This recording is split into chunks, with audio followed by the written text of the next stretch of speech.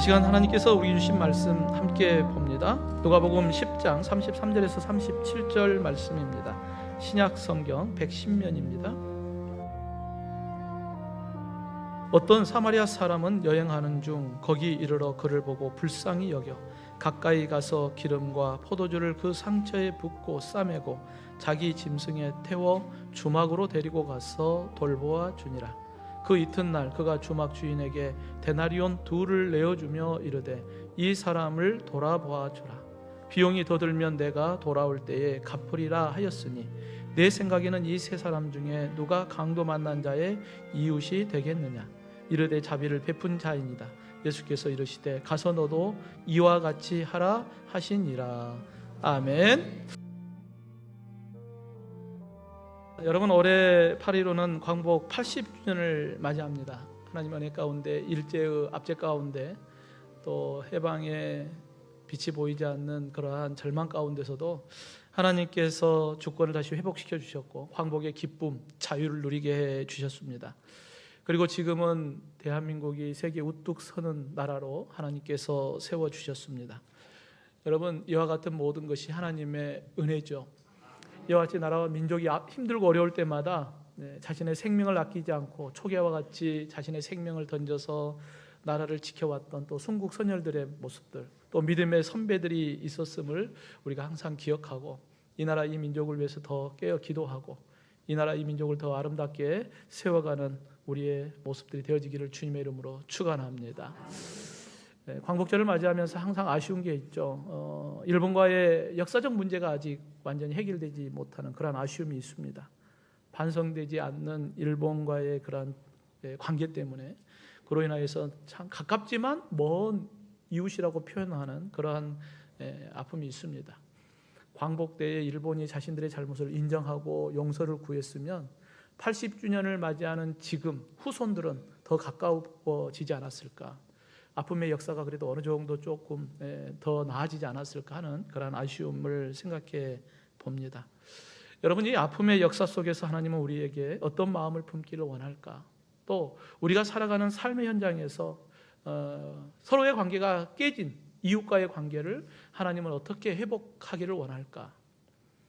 여러분, 광복 80주년을 맞이하면서 선한 사마리아인의 비유의 이 말씀을 통하여서 우리의 무너진 관계들이 있다면 다시 회복되고 그 관계를 통하여서 함께 하나님의 은혜를 나누는 귀한 시간들이 되어지기를 주님의 이름으로 축원합니다. 이를 위해 먼저 참된 사랑은 불쌍히 여기는 마음부터 시작이 됩니다. 여러분, 우리의 관계가 회복되려면 서로가 불쌍히 여기는 마음을 우리가 가져야 그 관계가 회복되기 시작합니다. 여러분, 예수님께서 선한 사마리아인의 비유의 말씀을 하게 된 배경은 한 율법 교사가 예수님께 찾아와서 예수님을 시험하기 위하여 던진 질문으로부터 시작돼요. 25절 말씀을 보면 어떤 율법 교사가 일어나 예수를 시험하여 이르되 선생님, 내가 무엇을 하여야 영생을 얻으리까? 라고 하는 질문을 던집니다. 여러분, 율법 교사는 율법을 연구하는 사람이요, 누구보다도 율법을 잘 아는 사람입니다. 그리고 그 율법을 가르치는 사람입니다. 그러니까 하나님의 말씀 속에서 하나님의 뜻을 누구보다도 잘 아는 사람이죠. 하지만 이 질문 속에는 율법 교사의 숨겨진 불순한 의도가 있었어요. 예수님을 시험하기 위하여. 예수님께 이 질문을 던짐으로 인하여서 영원한 생명에 대한 올바른 길을 제시할 만한 인물인가? 예수님을 시험하기 위해서 그와 같은 불신의 마음으로 질문을 던진 거예요. 이때 예수님은 오히려 반문하죠. 26절을 보면 율법에 무엇이라 기록되었으며 내가 어떻게 읽느냐라고 예수님께서 오히려 묻습니다. 여러분, 이 질문 속에 율법에는 그랬기 때문에 율법 교사의 전공이거든요. 자기가 잘 아는 분야를 물어보는 거예요. 그러니까 율법 교사는 망설임 없이 이야기합니다. 27절을 보면 대답하여 이르되 내 마음을 다하고 목숨을 다하며 힘을 다하며 뜻을 다하여 주 너의 하나님을 사랑하고 또 내 이웃을 내 자신같이 사랑하라 하셨나이다. 여러분, 영생을 얻는 길이 뭐냐? 하나님을 사랑하고 이웃을 사랑하라, 이 말씀입니다. 예수님은 28절 말씀에 옳도다, 이를 행하라, 그러면 살리라. 그 말씀대로 너가 사랑하면 그러면 너 영생을 얻는다라고 말씀하고 있습니다. 하지만 이 율법교사에게는 영생에 대한 치명적인 약점이 있어요.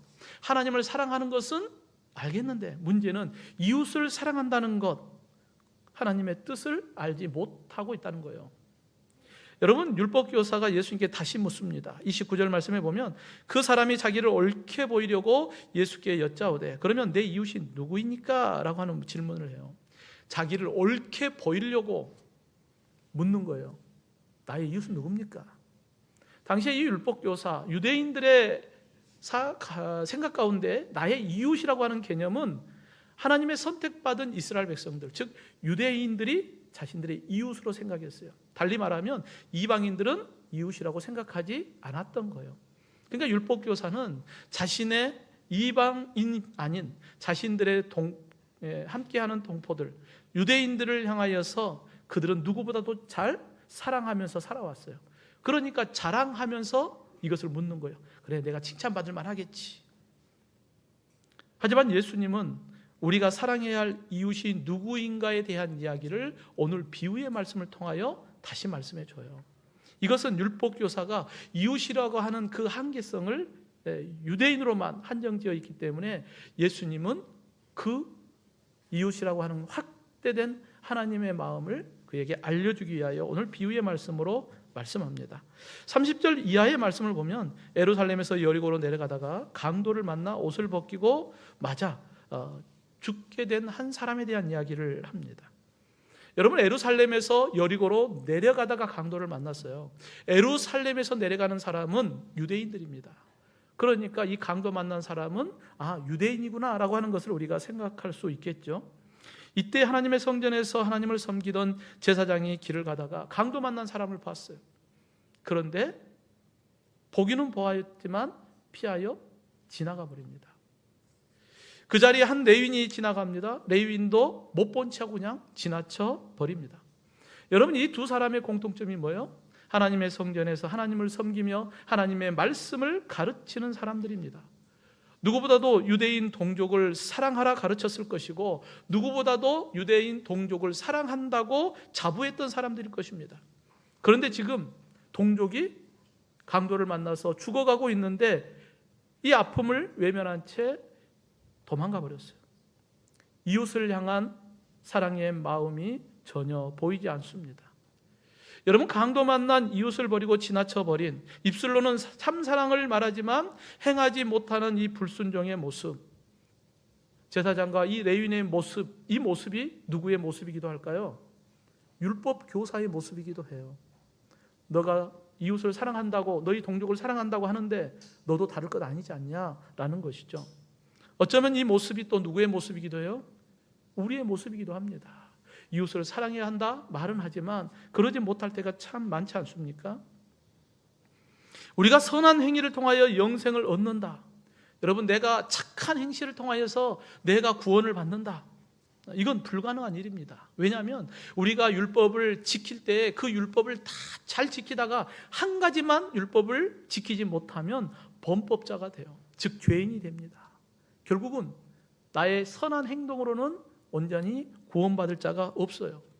여러분, 제사장도 레위인도 율법 교사도 이웃을 사랑해야 한다고 말하지만 이웃을 사랑하지 못하는 이 연약한 모습을 통하여서 그들은 의롭다고 할 수가 없거든요. 그러기에 오늘도 우리는 우리의 연약함을 인정해야 합니다. 여러분, 우리는 우리의 힘으로 우리의 능력으로 선한 삶을 살아갈 수가 없어요. 우리는 온전하지 못합니다. 우리는 연약한 존재임을 여러분 인정하시기를 주님의 이름으로 축원합니다. 그래야 할 때 우리가 누군가를 볼 때 그분의 연약함을 이해할 수 있어요. 왜 저럴까가 아니라 그분의 연약함을 보면 그래, 나도 연약한데 저분도 연약하겠지. 그러면서 이해할 수 있습니다. 여러분, 오늘 비유의 말씀에 이제 사마리아 사람이 등장합니다. 여러분, 사마리아 사람이 누구입니까? 이스라엘의 솔로몬의 이후에 이제 남과 북이 나누어지거든요. 남과 북으로 나누어졌던 이스라엘이 하나님을 버리고 우상 숭배하며 악을 행합니다. 그때 북이스라엘은 BC 722년에 아수르라고 하는 나라에 멸망을 하게 되죠. 그때 이 아수르 제국의 정책은 혼혈 정책입니다. 그래서 이 유대인과 이방 민족을 이주시켜서 이곳에 피를 섞어요. 그래야 구테타를 일으키지 않겠죠. 그러다 보니까 이 유대인과 이방인 사이에 태어난 사람들이 바로 사마리아인이라고 불렀습니다. 그러니까 유대인들 입장에서 봤을 때는 사마리아인을 동족으로 취급하지 않아요. 이들은 피가 섞였기 때문에 이방인처럼 여겼어요. 부정적인 시선을 가지고 그들을 멀리 하였습니다. 과거에 이 아픔의 역사가 우리나라도 있었잖아요. 병자호란때 조선이 힘이 없어서 청나라에 끌려갔던 여인들, 그들이 그곳에서 힘들게 살아서 고향으로 돌아왔는데 고향 사람들은 그 여인들을 배척하잖아요. 그들을 바라보면서 환양녀라고 그들을 손가락질하지 않았습니까? 이게 바로 아픔의 역사거든요. 이와 같은 아픔의 역사가 바로 사마리아인들입니다. 그러니까 사마리아인들도 유대인들이 우리를 배척하고 싫어하니까 사마리아인들 입장에서도 유대인들을 볼 때 어떤 감정이겠어요? 악한 감정 아니겠습니까? 그런데 사마리아 사람이 이 강도 만난 유대인을 보았어요. 그런데 악한 감정이 아닌 불쌍히 여기는 마음이 그 마음속에 가득해졌습니다. 오늘 본문 33절에 어떤 사마리아 사람은 여행하는 중 거기에 이르러 그를 보고 불쌍히 여겼다. 여러분, 이 불쌍히 여겼다라고 하는 원어 의미를 보면은 내장이 뒤틀릴 만큼 깊은 연민을 가졌다는 거예요. 내 안에 막 뒤틀리는, 감당할 수 없는 그러한 불쌍한 마음을 갖게 되었다는 거예요. 지금 사마리아 여인의 마음은 역사적 아픔, 언제나 자신을 향하여 비방했던 저 유대인의 미움, 그게 아니라 그 안에 그 깊은 연민을 통하여서 불쌍히 여기는 마음을 갖게 되었습니다. 성도 여러분, 하나님을 믿는 믿음의 성도가 가져야 할 마음이 뭘까요?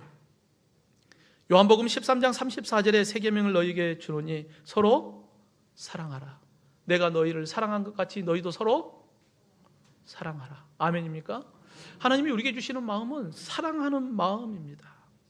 왜 우리가 서로 사랑해야 돼요? 이것은 우리의 감정의 문제가 아니라 하나님의 명령이기 때문에 우리가 사랑하는 거예요. 과거에 우리는 죄의 종이었습니다. 하나님을 대적하는 자였죠. 하지만 하나님은 우리 긍휼히 여기셨고 독생자 예수 그리스도를 십자가의 대속의 제물로 내어주기까지 저와 여러분을 사랑하셨습니다. 그리고 오늘 저와 여러분에게 명령하는 거예요. 내가 너희를 사랑한 것 같이 너희도 서로 사랑하라. 우리에게 명령하셨으니까 우리도 마땅히 사랑해야 하는 것입니다. 그런데 하나님께서는 우리에게 원수까지도 사랑하라고 우리에게 또 말씀해요. 여러분, 원수까지 사랑하라 쉽지 않죠. 악한 자를 사랑한다는 것 참 어렵습니다. 그런데 왜 하나님은 우리에게 원수까지 사랑하라고 말씀하실까요? 원수를 사랑하는 것이 우리에게 복이기 때문에 사랑하라는 거예요. 로마서 12장 21절에 악에게 지지 말고 선으로 악을 이기라. 여러분, 원수를 미워하는 것은 악한 방식이에요. 그건 사단이 좋아하는 일입니다. 그건 하나님이 기뻐하는 일이 아니거든요.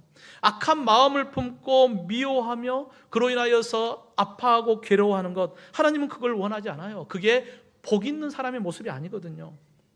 여러분, 만약에 여러분의 자녀가 누군가에 의해서 억울한 상황이 되었어요. 억울한 마음이 있어요. 그래서 그 억울한 마음 때문에 잠을 이루지 못하고 막 씩씩거리고 눈에 막 살기가 있고 그럴 때 부모 입장에서 모른 체 하시겠습니까? 가만 내버려두면 사고 칠 것 같으면 여러분 어떻게 하시겠어요? 자녀를 불러다가 말을 하고 또 설득하고 어떻게든 막아야 되지 않겠어요? 왜요? 잘못된 길을 걸어가면 그거는 그 자녀에게 복이 아니기 때문에 그래요. 여러분, 악한 자 때문에 아들을 막는 것이 아니라 내 자녀를 사랑하기 때문에 나쁜 길을 가지 말라고 막는 거예요. 여러분, 하나님께서 우리에게 악에게 지지 말고 선으로 악을 이기라, 원수를 사랑하라 하는 것은 하나님께서 우리를 사랑하기 때문에 하나님께서 너 악한 길을 가지 마라, 선으로 악을 이겨야 한다라고 우리에게 말씀하시는 것입니다. 근데 여러분 한번 생각해 보십시오. 하나님께서 원수를 사랑하라고 하셨어요. 그래서 내가 원수를 사랑하려고 힘쓰고 했어요. 그런데 원수는 여전히 나를 계속해서 힘들게 해요. 그러면 여러분 어떤 마음이 듭니까? 나는 하나님의 말씀대로 순종하여 어찌됐든 원수를 사랑하려고 기도하고 힘쓰고 애쓰는데 원수가 여전히 나를 힘들게 하면 그때마다 더 괴롭지 않겠습니까? 그때 우리가 어떻게 해야 될까요? 여러분, 로마서 12장 19절에 내 사랑하는 자들아 너희가 친히 원수를 갚지 말고 하나님의 진노하심에 맡기라 기록되었을 때 원수 갚는 것이 내게 있으니 내가 갚으리라. 원수 갚는 것을 누가 하겠다는 거예요? 하나님이 하시겠다는 거예요. 하나님께서 심판할 것이니까, 내가 다 책임질 것이니까 너는 마음을 다스려, 너는 선으로 악을 이기고 있어 라고 우리에게 말씀하는 것입니다. 성도 여러분, 원수를 사랑하라. 믿음의 성도들은 선한 사마리아 여인과 같이 이 유대인을 바라볼 때 불쌍히 여기는 마음을 가질 수 있기를 주님의 이름으로 축원합니다. 예수님께서 원수되었던 나를 위하여 자신의 생명을 내어주시기까지 우리를 사랑하신 그 사랑, 그 마음을 가질 수 있기를 주님의 이름으로 축원합니다. 그런데 쉽지 않죠. 원수를 사랑하는 것 참 어렵습니다. 원수를 위하여 기도하면서 사랑의 마음을 갖게 해달라고 그렇게 기도하면 사랑의 마음이 있는 것 같아요. 그런데 원수를 딱 보는데 원수가 나를 바라보는 그 시선을 보면 또 속에서 일어날 때가 있죠. 그잖아요. 어떻게든 주님의 사랑으로 좀 품고 가보려고 했는데 그러지 않는 모습 볼 때마다 막 일어나잖아요. 꼴도 보기 싫은 뭐 그런 거 있잖아요. 여러분, 우리의 감정은 쉽지 않습니다. 그럼에도 하나님의 명령이고 하나님께서 우리를 사랑하시기에 복된 길로 나아가기를 원하시기 때문에, 선으로 악을 이기라고 우리에게 말씀하시기 때문에 오늘도 우리는 몸부림치는 것입니다. 사랑하는 성도 여러분, 나를 힘들게 하는 대적자가 있습니까? 내 마음을 힘들게 하는 자가 있습니까? 억울한 일이 있을 때 하나님께서 내가 갚아주겠다고 말씀하고 있습니다. 오히려 우리는 선으로 악을 이길 수 있도록 하나님의 약속의 말씀을 믿음으로 붙잡고 몸부림치며 기도하며 그 영혼을 불쌍히 여기는 저와 여러분이 되기를 주님의 이름으로 축원합니다. 이와 같이 참된 사랑은 가까이 나아가는 거예요. 여러분, 지금 사마리아 사람 눈앞에 원수였던 유대인이 강도 만나서 고통스럽게 지금 죽어가고 있어요. 이때 보통 사람들은 어떤 생각을 했을까요? 당시 예루살렘에서 이 여리고 사이의 길은 강도들이 자주 출몰했던 상황이거든요. 그러니까 예수님의 이 비유를 들을 때 아무도 거기에 대해서 반대하지 않아요. 왜냐하면 그러한 일들이 종종 일어났던 곳이기 때문입니다.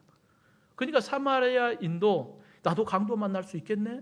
나도 옷벗김을 당하고 매를 맞고 나도 죽을 수도 있겠네? 라고 하는 그러한 생명의 위협을 느꼈다면 빨리 여기서 도망가고 싶겠죠. 내가 여기서 죽으면 내 가족들은 어떻게 할 것인가에 대한 생각도 하면 여기에 머물면 안 되죠. 특별히 또 이 원수 같은 유대인이 저렇게 맞아서 죽어가는 모습을 보면서 잘됐다 그런 생각도 할 수도 있지 않겠습니까? 그런데 사마리아 사람은 오늘 본문 34절에 보면 가까이 가서라고 말씀해요. 왜 사마리아 사람은 강도 만나 쓰러져 죽어가는 저 유대인에게 가까이 다가갔을까요? 여러분, 이 가까이 가다라고 하는 언어 의미를 보면 동의하다, 따르다라고 하는 의미를 갖고 있어요. 문법적으로 보면 수동이거든요. 그러니까 내가 가고 싶어서 간 게 아니라 주님이 나를 보내시니까 가는 거예요. 하나님께서 나에게 불쌍히 여기는 마음을 주셔서 그 마음이 나를 이끌어가는 거예요. 그래서 내가 그에게 갈 수밖에 없게요. 그래서 가까이 가서 동의하다, 따르다요. 하나님께서 나에게 불쌍히 여기는 마음을 주시니까 거기에 내가 동의하고 그 말씀에 내가 따라서 그 유대인에게 간 거예요. 이것은 나의 감정으로 가는 게 아니라 하나님이 나에게 주신 그 사랑의 감정에 순종하는 모습입니다. 감성적으로 보면 원수요, 미워하는 사람이죠. 인간적으로 보면 가고 싶지 않죠. 그런데 하나님께서 내게 사랑하는 마음을 듬뿍 부어주시니까 그 불쌍히 여기는 마음에 나도 모르게 끌려가는 거예요. 성도 여러분, 때로는 우리가 하나님의 뜻을 알면서도 부정하고 싶을 때가 있어요. 그죠? 하나님께서 원수를 사랑하라. 근데 내 마음속에는 원수를 사랑하고 싶은 마음이 아닐 때가 있잖아요. 그럴 때 외면하고 싶을 때가 있지 않습니까? 선을 알고도 행하지 않으면 그게 죄라고 말씀해요. 선인 걸 알아요. 그런데 그걸 행하자니 내가 손해볼 것 같고, 그거 하자니 내가 왠지 어리석은 것 같고 자존심 상할 것 같고, 그러면 외면하고 싶을 때가 있어요. 하나님의 뜻을 몰라서가 아니라 내 생각이 앞서기 때문입니다. 그럼에도 하나님께서 우리에게 불쌍히 여기는 마음을 부어주시니까 나의 생각도 있고 나의 감정도 있지만 그걸 내려놓는 거예요. 그리고 하나님의 그 뜻을 쫓아 순종하며 나아가는 것입니다. 성도 여러분, 나의 감정을 의지하면 가까이 갈 수 없어요. 하나님의 그 사랑이 나를 이끌어가는 것입니다. 성령의 능력이 나를 붙잡고 나를 강권적으로 나를 이끌어갈 때 여러분 순종할 수 있기를 주님의 이름으로 축원합니다.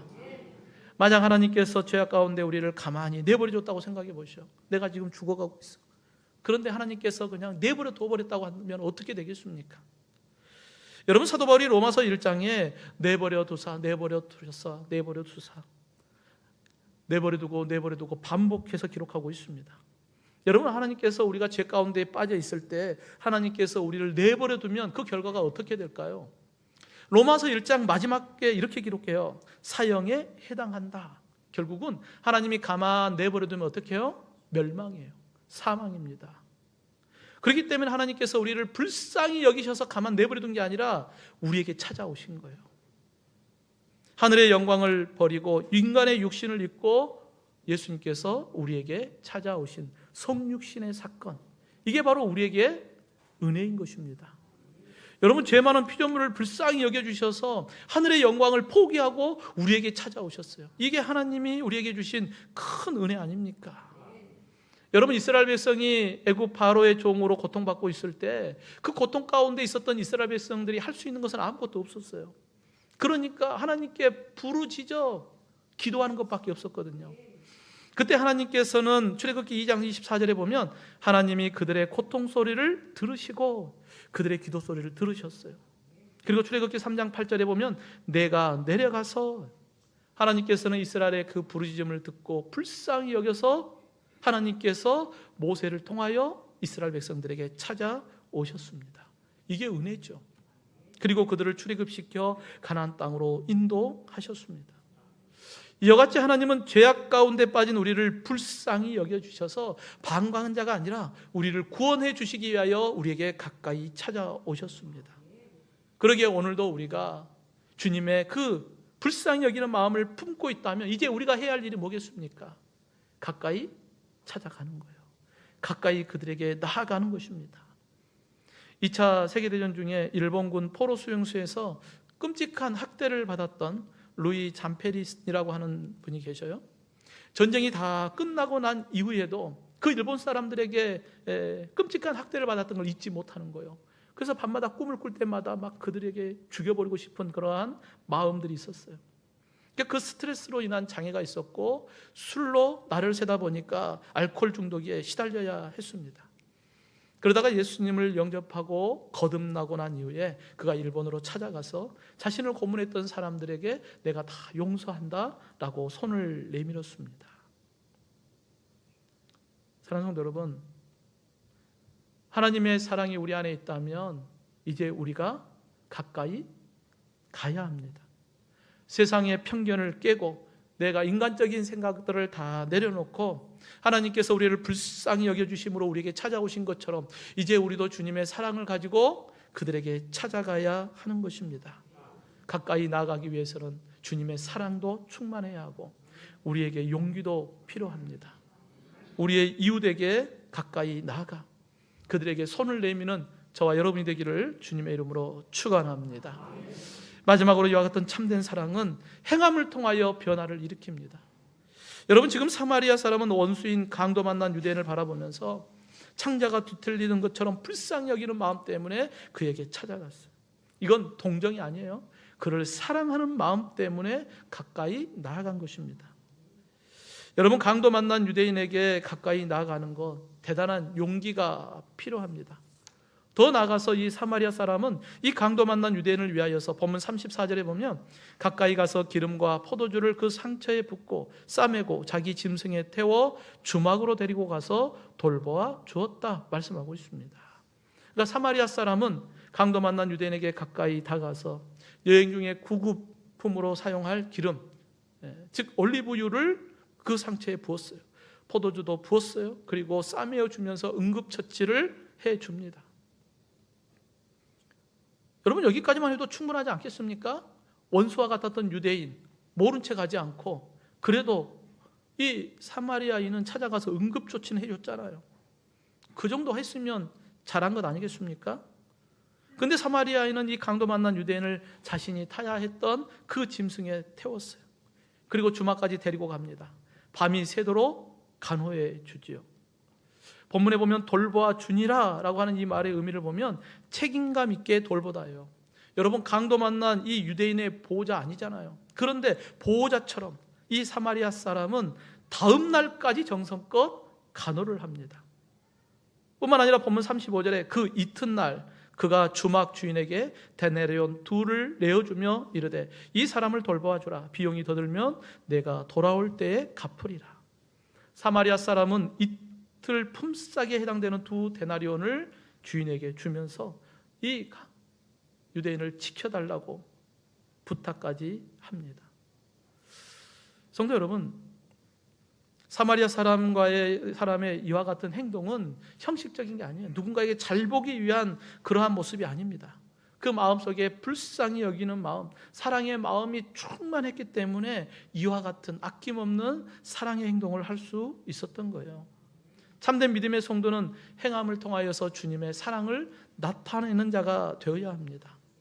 야고보서 2장 15, 16절에 만일 형제나 자매가 헐벗고 일용할 양식이 없는데 너희 중에 누구든지 그에게 이르되 평안히 가라, 덥게 하라, 배부르게 하라 하며 그 몸에 쓸 것을 주지 아니하면 무슨 유익이 있으리요? 라고 말씀해요. 여러분, 말로는 누구나 사랑할 수 있습니다. 그런데 나의 것을 나눈다는 것은 참 어려운 일입니다. 특별히 원수에게 나의 것을 나눈다는 것은 더 큰 사랑이 있어야만 가능하거든요. 여러분, 2000년 예수님께서 우리를 위하여 자신의 생명을 내어주신 것, 여러분 의로운자를 위하여 죽은 게 아니라 저와 여러분, 죄인인 저와 여러분을 위하여 예수님께서 자신의 생명을 내어주신 것입니다. 여러분, 우리를 위하여 채찍에 맞으시고 침뱉음을 당하면서 모진 고난과 조롱을 당하셨어요. 그리고 십자가에 매달려 물과 피를 다 쏟으셨어요. 그리고 자신의 생명을 내어주시기까지 우리를 사랑해 주셨습니다. 여러분, 이것은 우리를 향한 사랑이 없으면 결코 할 수 없는 십자가의 사랑입니다. 그러기에 예수님의 그 십자가의 사랑을 받은 우리도 그들에게 가까이 나아가서 아낌없는 사랑을 나누라고 우리에게 말씀하고 있습니다. 여러분, 이번 우리가 8월 15일 장년부 수련회로 우리 손양호 목사님의 순교 기념관, 그리고 손양호 목사님의 목회하셨던 나병 환자들을 섬겼던 그 애양원 교회를 방문하게 됩니다. 여러분, 손양호 목사님의 별명이 뭐예요? 사랑의 원자탄이라고 하는 별명이 있습니다. 동신 2 아들을 죽인 원수를 용서하고 양자로 품어주었던 사람, 또 모든 사람들이 멀리했던 나병 환자들과 함께하면서 그들을 섬겼던 그 사랑, 6.25 공산당들에 의해서 죽임을 당할 때도 그들을 용서했던 예수님의 사랑을 보여줬던 인물이 바로 손양원 목사님입니다. 여러분, 기대하는 마음으로 함께 했으면 좋겠어요. 이미 이제 여러분 갔다 오신 분도 계시겠지만 처음 가신 분들은 이러한 손양원 목사님의 그 사랑이 얼마나 우리에게 큰 도전이 되는가, 여러분 그러한 모습으로 함께 갔으면 좋겠습니다. 개인적으로는 저는 어렸을 때 그곳에 살았거든요. 초등학교 입학하기 전까지 외할머니 집에서 바로 거기였거든요. 그래서 이제 어렸을 때 그분들을 배웠었고 그분들이 주는 달걀도 먹어봤고 그분들과 악수도 하고 했던 그런 추억이 있어요. 여러분, 이 손양원 목사님의 사역 현장에서의 방문을 통하여서 여러분, 예수님의 그 십자가의 사랑을 다시 한번 우리 안에 뜨겁게 불태우는 그러한 도전이 되었으면 좋겠습니다. 여러분, 로마서 12장 20절에 보면 내 원수가 줄이거든 먹이고 목마르거든 마시게 하라. 그리함으로 내가 숯불을 그 머리에 쌓아 놓으리라 말씀하고 있습니다. 원수를 줄이고 목마르고 할 때 먹고 마시게 하라. 그래서 그 머리 위에 숯불을 쌓아 놓으라. 여러분, 이 말의 의미는 무엇일까요? 뜨겁게 그들을 사랑하라는 거예요. 뜨겁게 사랑하면 그들이 숯불에 녹듯이 원수의 관계가 녹게 될 것이다 라고 하는 것을 우리에게 말씀해요. 여러분, 우리가 형식적으로 사랑하면 녹겠습니까? 그러지 않아요. 주님의 사랑으로 뜨겁게 사랑할 때 그들과 우리와의 관계가 회복되고 그 모든 원수의 관계가 녹아내리고 사랑의 관계로 회복될 걸 믿습니다. 사랑하는 성도 여러분, 율법교사가 질문합니다. 우리가 영생을 얻는다는 것, 이건 내가 착하게 살아가는 것, 내가 사랑하면서 살아야지, 그게 아니라 오직 하나님의 은혜 안에서 예수님의 사랑으로 우리가 살아갈 때 하나님의 그 영원한 생명을 우리가 얻게 되는 것입니다. 그 예수님의 은혜 안에서 영원한 생명을 얻은 우리, 이제 원수까지도 우리가 불쌍히 여기고 그들에게 가까이 나아가 사랑의 손으로 그들을 붙잡아 주는 것, 그것으로부터 우리의 관계는 회복되기 시작할 것입니다. 끊어졌던 관계가 있다면 예수님의 사랑 안에서 그 관계가 회복되고, 또 하나님과의 끊어진 관계들이 있다면 다시 회복되어서 영원한 생명을 이루어가는 저와 여러분이 되기를 주님의 이름으로 축원합니다.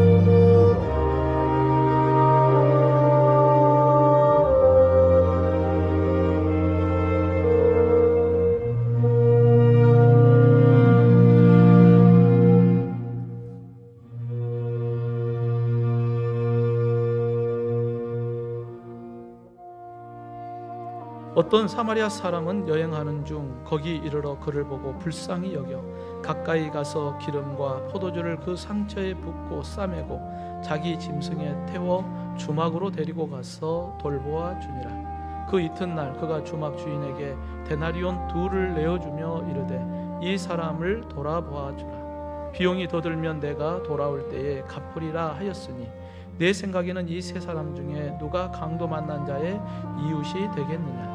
이르되 자비를 베푼 자이니라. 예수께서 이르시되 가서 너도 이와 같이 하라 하시니라.